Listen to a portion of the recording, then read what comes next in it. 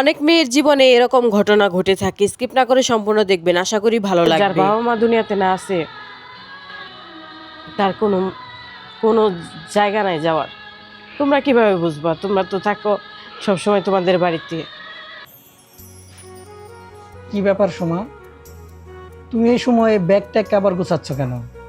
কি করব বলো, বাচ্চাদের স্কুল ছুটি দিছে, এখন যদি না যাই তাহলে তো আর যাইতে পারবো না। তোমার মনে নাই তুমি যখন গত শীতে তোমার ভাইয়ের বাড়িতে বেড়াইতে যাইতে চাইলে, তখন তোমার ভাই ভাবি কি বললো? মনে থাকবে না কেন? এটা কি ভোলার মতো? অবশ্যই মনে আছে। যখন আমি ভাইকে ফোন দিলাম যে আমি তোমাদের সাথে তোমাদের বাসায় আসতেছি, বাচ্চাদের স্কুল ছুটি দিচ্ছে, তখন ভাই আমাকে বলল যে আসিস না, আমি এখন তোদের ভাবিকে নিয়ে কক্সবাজার ঘুরতে যাব।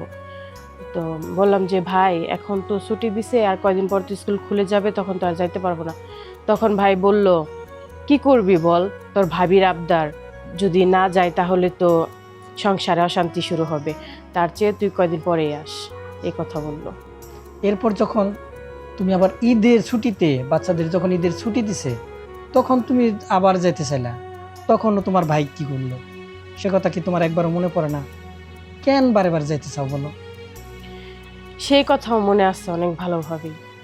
ভাইকে ভাবিকে ফোন দিলাম যে ভাবি, তোমাদের বাসায় আসতেছি, একসাথে ঈদ করব। তখন ভাবি বলল যে এখন কেন আসবে, আমরা তো ঈদের দিন বিকেলবেলায় বাবার বাড়িতে যাব, তো সেইখানে অনুষ্ঠান আছে, তো বাড়িতে থাকবো না, তাহলে কেন আসবা? মনে আছে, সব কিছুই মনে আছে। তারপরও কি করব বলো, বাবার বাড়ি তো, যে উঠানে মা কাজ করতো, মার পিছন পিছন ছুটে বেড়াতাম, যে উঠানে বাবা হাত ধরে হাঁটা শিখাইছে, সেই জায়গাটা কিভাবে ভুলে থাকি? ভাই তো বড় হয়ে বিয়ে করে বউ নিয়ে থাকে অন্য জায়গায়, তার তো বাড়ির কথা মনে পড়ে না, কিন্তু আমরা মেয়েরা তো থাকি শ্বশুর বাড়িতে, পরের বাড়িতে, তো বাবা মার কথা আসলে অনেক মনে পড়ে। যখন বাবা মা ছিল তখন ফোন দিয়ে বলতো বাচ্চাদের স্কুল কবে ছুটি দিবে, কবে বন্ধ দিবে, কবে আসবা। আর আজকে বাবা মা নাই বলে ভাই ভাবিদেরকে বলি যে তোমাদের সাথে তোমাদের বাসায় যাব, আর ভাই ভাবি তখন বলে, নানান অজুহাত দেখায়, আজকে শ্বশুর বাড়ি যাবে, আজকে কক্সবাজার যাবে, ওইখানে যাবে, সেখানে যাবে। তো আমাদের সাথে তাদের সময় কাটানোর কোনো সময়ই তাদের নাই। আসলে যার বাবা মা দুনিয়াতে না আছে, তার কোনো কোনো জায়গা নাই যাওয়ার। তোমরা কিভাবে বুঝবা? তোমরা তো থাকো সবসময় তোমাদের বাড়িতে।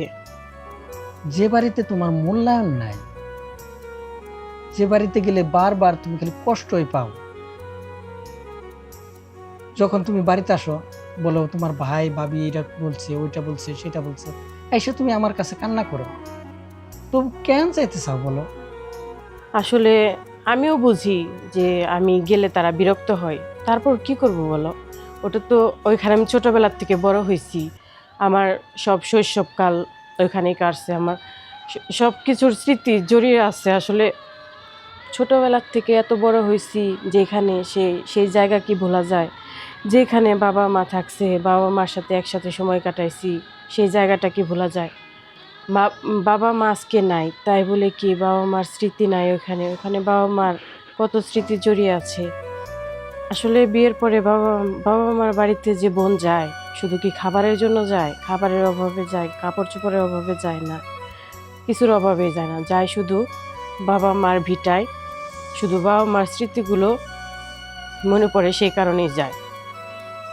আসলে ভাইরা সেটা বুঝে না। তোমরা কি বুঝবা? তোমরা তো সবসময় বাবা মার সাথেই থাকো, তোমরা তো আর বাবা মার কষ্টটা বুঝবা না। আচ্ছা, একটা কাজ করো, যেহেতু তোমার এই মুহূর্তে মনটা খারাপ, তুমি বারবার বাপের বাড়িতে বেড়াতে যেতে চাইতেছ, একটা কাজ করি আমরা আমরা না হয় 2-3 দিনের জন্য কক্সবাজার অথবা সুন্দরবন অথবা রাঙামাটি কোথাও যাই, বেরিয়ে আসি। তোমার কোন জায়গায় যাইতে মন চায় তুমি বলো, আমরা 3-4 দিন বাচ্চাদের নিয়ে খুব মজা করে বেরিয়ে আসবো, এতে তোমার মনটা ভালো হবে না? ঠিক আছে।